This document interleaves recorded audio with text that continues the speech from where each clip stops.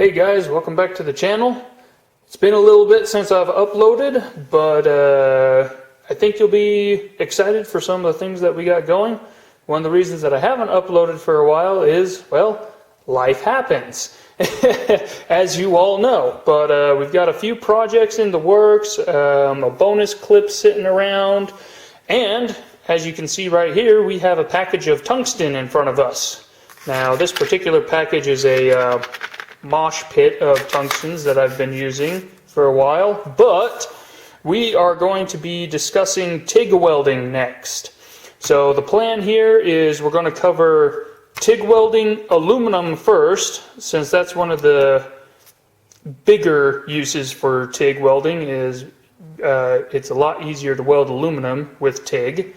So we're going to start with TIG welding aluminum.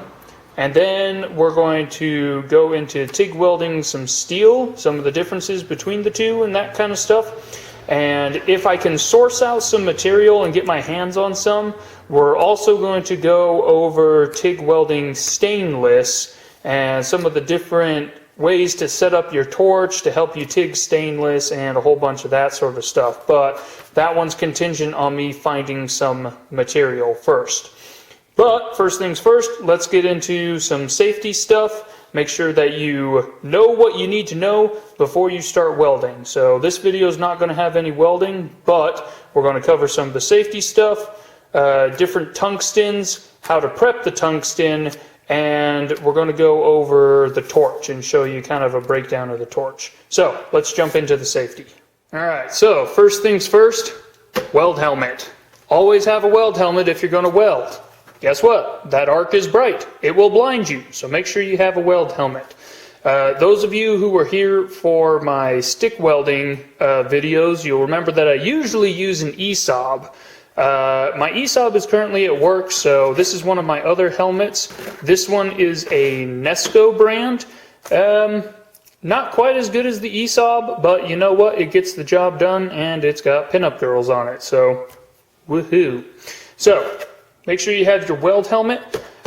For TIG welding aluminum tends to be a little bit more amps, just because it is an AC process. So I usually have mine set to about 12 or 13. But yep, there's the girl. Say hi to the girl. There's the helmet. Next thing that you want, gloves. Now, you'll notice these gloves are quite a bit more flexible and not quite as heavy as the stick welding gloves. You want something that you can really move your hands in when you're TIG welding. TIG welding is a very dexterous, for lack of a better word, but you want a lot of dexterity in your hand when you're TIG welding. So I like a glove that is very nimble, lets me move my hands, lets me move around, and doesn't bind up too much with the extra padding. So these ones have a collar on them, as you can see. I prefer this style more than most other styles, largely because it gets down over your wrist and just helps protect your wrist from getting burnt by the arc. Yes, that arc will burn you. It can range anywhere from a mild sunburn to many, many blisters. So, make sure you have your gloves. Another style of glove that you'll see a lot of TIG welders using are these. These are just some driver's gloves. This pair has blown a big hole in it, so now they are gardening gloves, but once upon a time they were TIG gloves.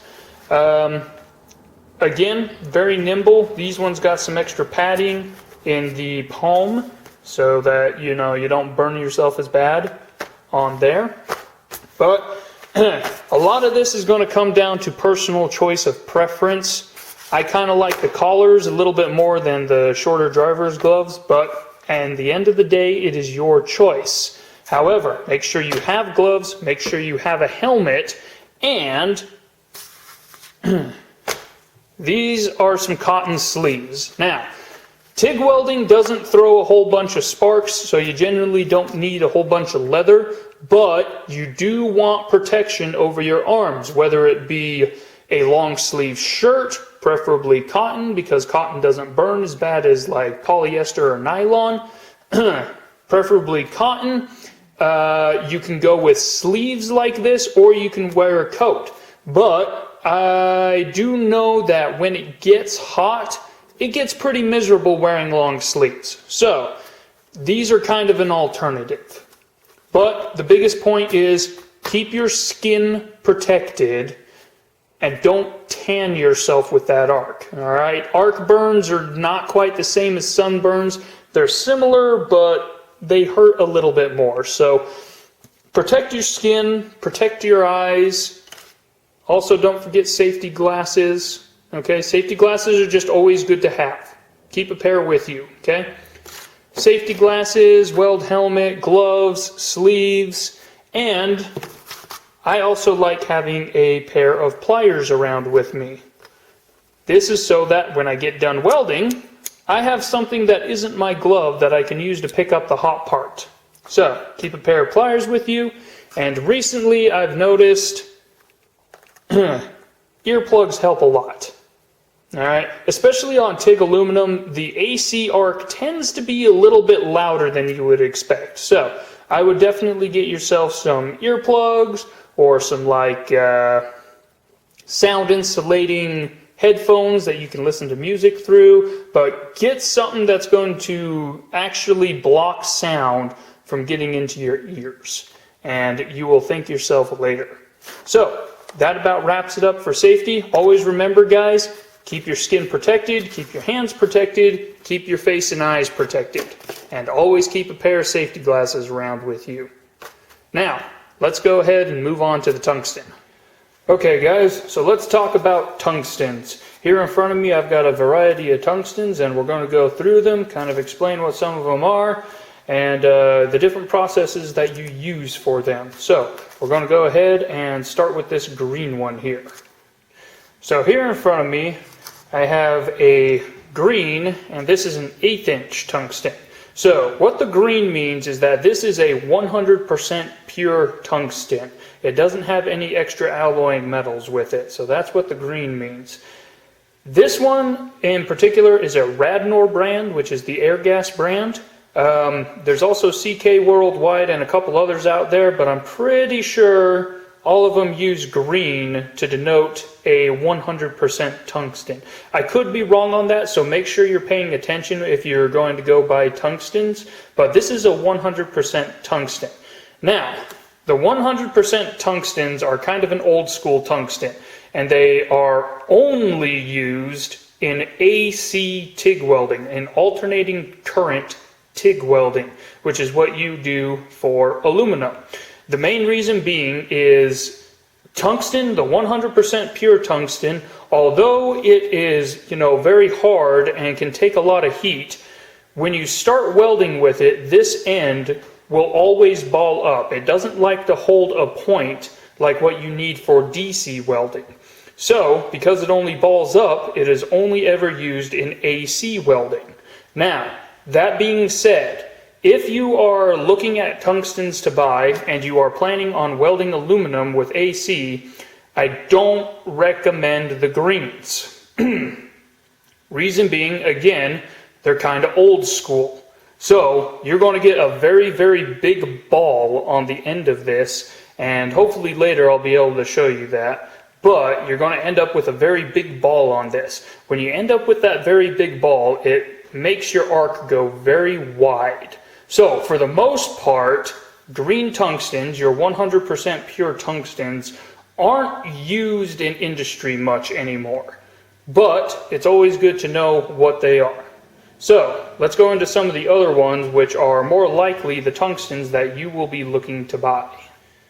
Okay, now that we got the green tungsten out of the way, this here is a red tungsten. Now, the red denotes a 2% thorium tungsten. 2% thorium.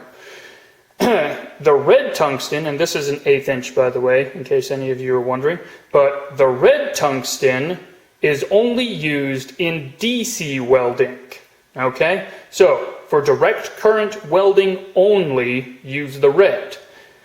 And kind of similar story with the green tungsten, but on the opposite end, the red tungstens will sharpen down to a point and they will hold that point.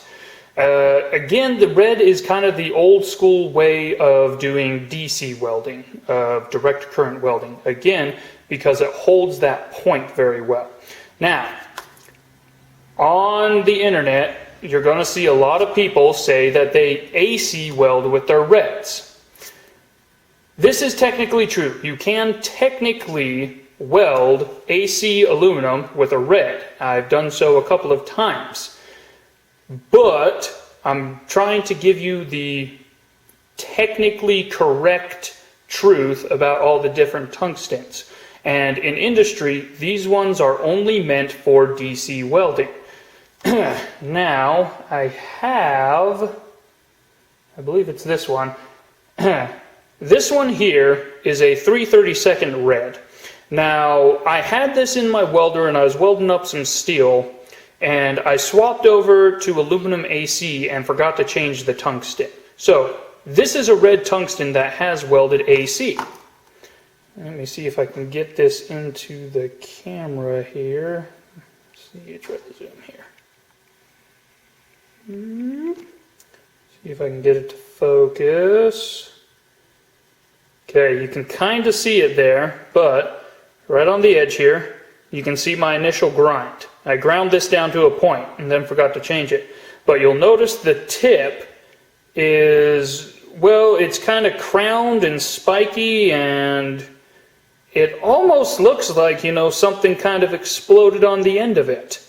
This here is actually the reason that you don't want to weld AC with your red tungstens, because they kind of spike out and turn into this spiky crown on the end. Now, each one of these little spikes, and again, it's a little hard to see, but there are about 4 or 5 spikes on the very end of this thing. Each one of those spikes is a potential point that you can split your AC arc. AKA, so in AC TIG welding, you have what's called high frequency, and that's what allows the arc to jump from the end of your tungsten to your workpiece. Okay, so that's the high frequency.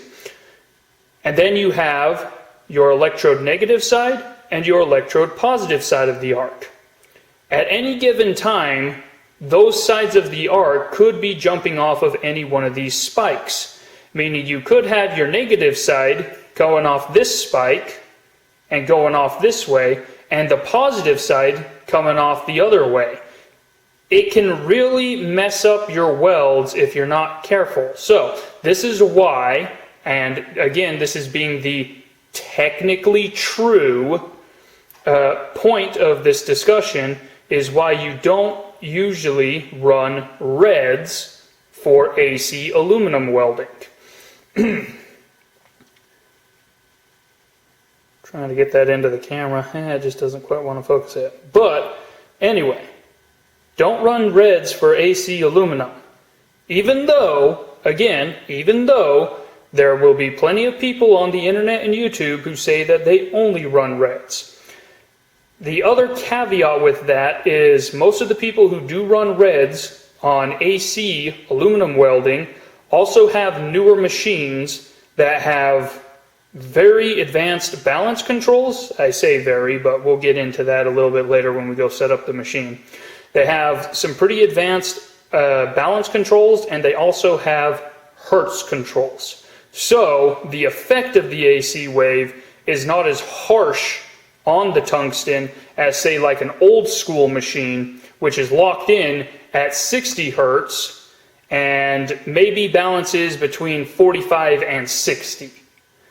But we'll kind of talk a little bit about that when we go and set up the machine. So anyway, bit of different sizes in comparison size. This one's the 3/32 and this one's the 1/8 inch.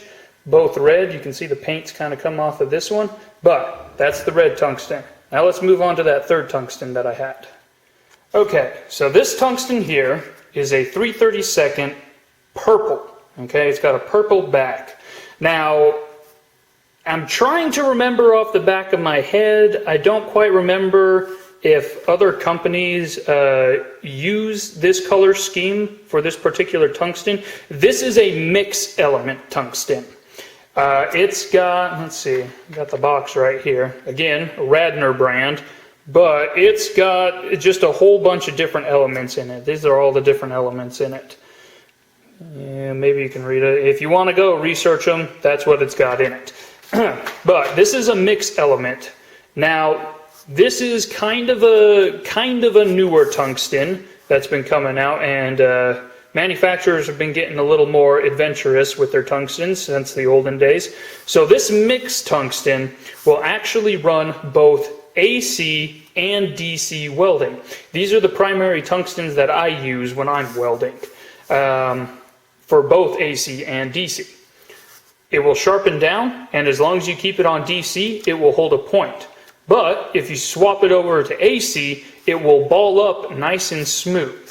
In fact, I think, let's see, yeah, this little guy. So this is one that I have used rather extensively and gotten it a little too short to fit into the TIG torch, but instead of throwing it away, I like to try and hold on to it so that I can show you guys what I'm talking about. So, let's try and zoom in on that a little bit. See if we can get her to focus. Okay. As you can see, the end there is balled up and it's smooth, as opposed to our red one, which is all jagged.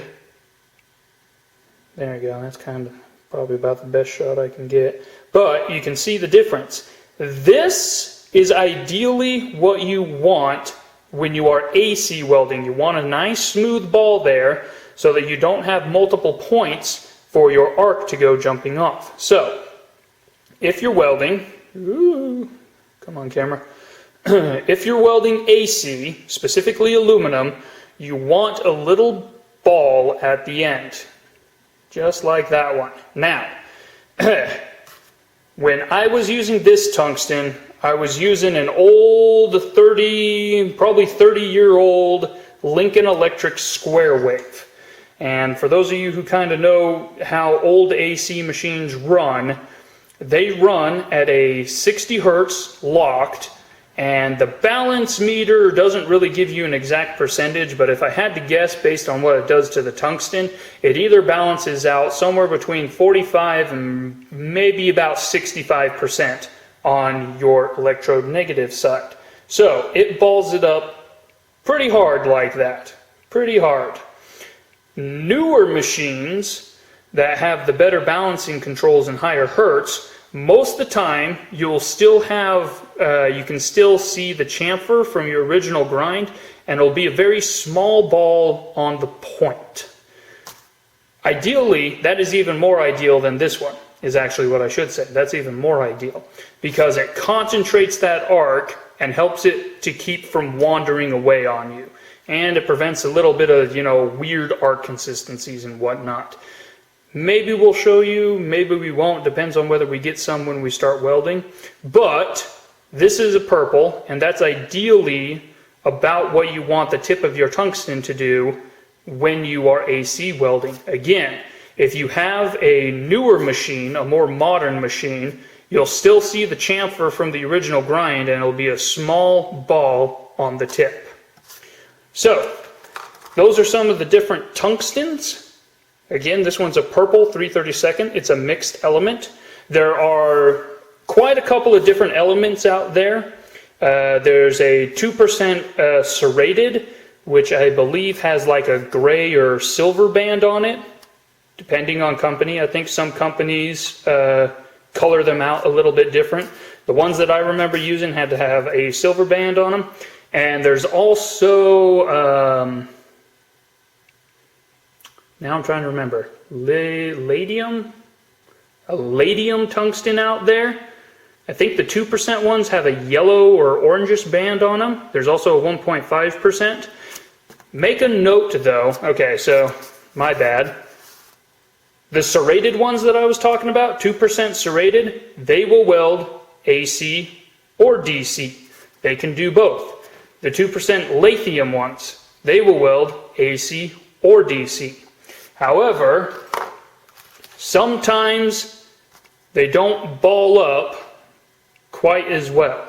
So just kind of pay attention to it, and if you have the finances, and this is another thing to mention, this pack here, this one pack costs over $60 for 1, 2, 3, 4, 5, 6, 7, 8, 9, 10 pieces. So 10 pieces of tungsten, that's $60 right there. 65, I think. I might be a little bit wrong. So there are a couple of small packs, like I've seen some packs of 2 and whatnot. Make sure you're good on your finances before you go diving head deep into tungstens. Okay? There's a whole bunch of different ones out there, and I recommend playing around with a lot of them. Again, I've settled on the purple multi-element mix, but be careful. They get expensive. So if you're looking for a good all-purpose one when you're going to buy stuff, the purple multi-mix is a good choice. The serrated, the 2% serrated is a good choice. It'll do AC and DC. For the most part, though, on the greens and the reds, remember, the green one's 100% pure tungsten for AC welding only and not used much more in industry. And the red one is a 2% thoriated, meant for DC only. I've started kind of avoiding these just because I bounce around on my materials that I weld. Sometimes I'll be going from steel to stainless, and need to weld up an aluminum part in the middle. So I just keep it on the purple so that I can do everything that I need and hopefully not spend a whole bunch of money on it. But anyway, there's a breakdown of some of the different tungstens and what some of the colors are and some of the uses for all of them. Now, let's go talk about how to prep a tungsten. Alright, so as you can see, I've got my grinder here, and this is what I'm going to be using to sharpen my tungsten with. You can see that it's kind of clamped down to the table. I don't recommend this. I've got a stand coming, but it's not here yet, and I didn't want to delay making this video any longer, so I clamped it down to the table as best that I can do. But try and get an actual grinder stand for your grinder.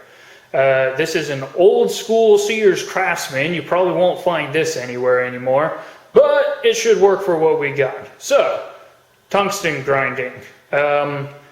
Just because I'm using a grinder, and my humble opinion, okay, again, this is one of those situations you're going to hear a lot of different views and information out there on the internet and YouTube if you're trying to teach yourself, but I think the grinder is the best way. I really do. I think that it is the best. It's not the only way, but in my opinion, I think it's the best. If you don't have a grinder, and this is usually the reason that people resort to other things, actually, let me go grab one real quick. Hang on just a sec. Okay, here are 2 other options that I've seen a lot of people use, and you'll probably see this on the internet somewhere. This here is a flap disc. You can see that it's a bunch of pieces of sanding paper all glued together in what I like to call a flapper wheel. There's a lot of people that will put these on the ends of their handheld grinders, and then they'll put their grinder in a vise and use this as the disc to sharpen their tungsten. Same story with just a regular old stone grinding wheel. I've seen a lot of people use these. Just put it on a handheld grinder and spin it up, put it in a vise, and use that. I don't prefer these I don't prefer these methods. A little slip of the tongue there. Pay no attention to that. I don't prefer these methods. It's a handheld grinder. There's a lot of things that can go wrong if you're using it. Please get a bench grinder. Please get a bench grinder. It's safer. I think it works better. And you don't have to worry about blowing up as many things. So if you see these, which most likely you will, yes, you can do it, but it's haphazard and I think a little too dangerous. So I wanted to address that at least. There's a lot of stuff that you're going to see on the internet. I get something stationary. get something stationary. Please, I'm begging you, get something stationary before one of these slips and you hurt yourself. So, also speaking of safety, whenever you are using stuff to grind things, remember your safety glasses. Stuff goes flying. I broke a tungsten at work today and it bounced off the end of my safety glasses. I was not happy, but I was happy that I had these on and I didn't have a piece of tungsten in my eye. So, safety, safety, safety, safety, safety. Recommend a bench grinder. At work, we've got a disc sander that spins that way. You can use that. It's stationary. Get something stationary so that you can focus on grinding this. Now, the way that you grind this, and I got myself a little chart here. You can see you're going to be grinding it to a point. Now, this is a properly ground tungsten.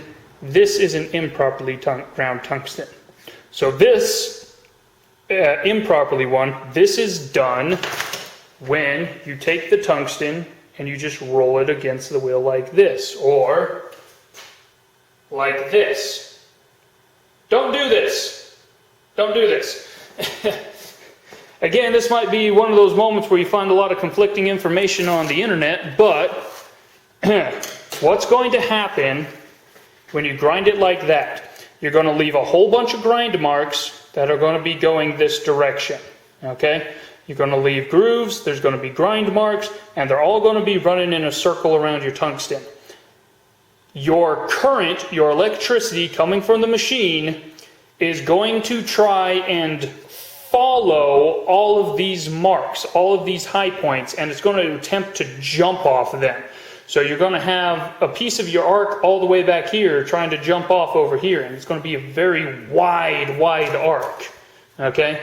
Wide arcs are hard to control. They put down a lot of heat. They melt your metal a little bit in ways that you don't want it to. That's why you don't do this. Instead, you want to make your grind marks like this by grinding this way. Now, you can't quite tell, but I'm spinning the tungsten. So, when you grind it, you're going to be grinding this way. Okay?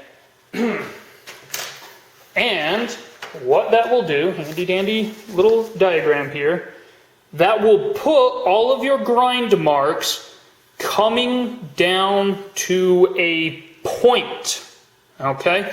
Your current is going to follow these down to a point, and then the high frequency will take over and jump it from this point onto your plate.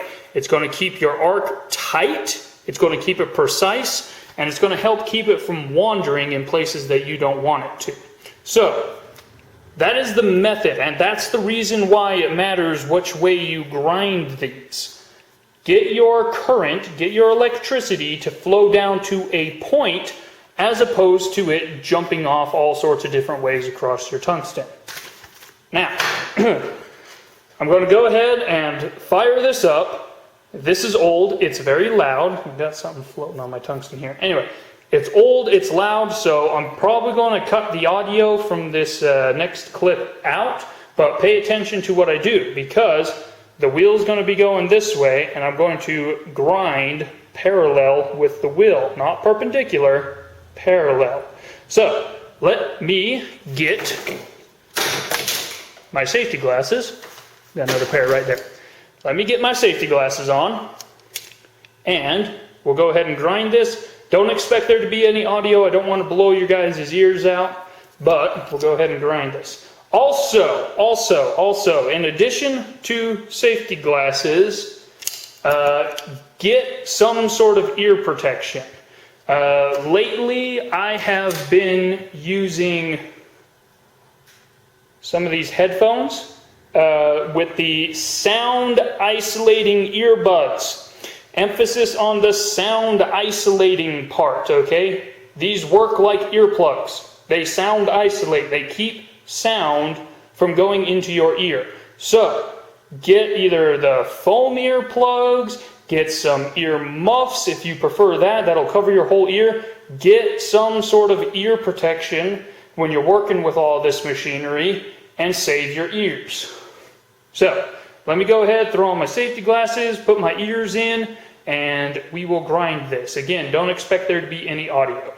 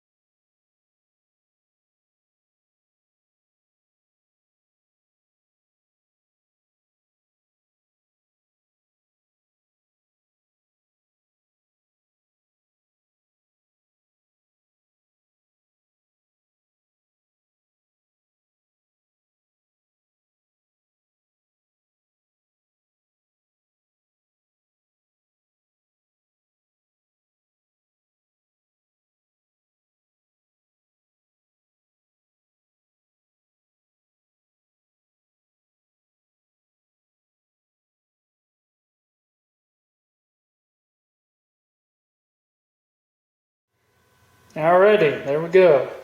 Nice and pointed. Now, you can't quite pick it up on the camera, but there are, grind marks going across it. And they're all coming down to that point. So, that's how you sharpen up your tungsten. That's how you're going to sharpen up pretty much every tungsten. Now, this is prepped for DC welding right now. So, this is for your steel and your stainless. If you're going to do AC, bring the camera back over here to my grind wheel. You'll notice that I put my grind wheel guard back down. Always good practice. I didn't have it down before, and I remembered this time. But if you are going to be doing AC welding, so aluminum and whatnot, you're going to get this to a point, and then you're going to come in and knock that point down just a little bit, just a bit. You want to give yourself a landing because, again, AC, alternating current, you're going to have an arc coming back to the tungsten and an arc going out. If you knock off the point, that will also help you get that ball effect that I've been talking about when we were talking about tungstens. It will help it ball up a little bit more, and that will help facilitate your AC arc. So that is what you need to know about tungstens, some of the different tungstens out there, and how to prep it. Again, if you're going to do AC, just knock the point off. In fact, I think I'll fire this back up real quick and just go ahead and do that because I do have a little aluminum project here, and we'll just go ahead and prep this one for that. So, be right back. Alrighty, so guard back down, and there you go. As you can kind of see, I took off the point. So that's the differences between prepping for DC and AC, is just knock off that point there. So this tungsten is now ready to weld some aluminum. Again, this one's a 3/32 purple, and should be good to go. So that's what you need to know for the different types of tungstens and how to prep them. Hey guys, Future Weld Eldon here. So I was sitting here editing a video together on TIG stuff, and I started to notice that it's getting kind of long. Camera doesn't pick it up, but we're over 34 minutes. So I'm going to go ahead and end the video here. We will have another video coming out shortly where we dissect and go through a TIG torch. So be on the lookout for that. And until then, we'll see you guys later.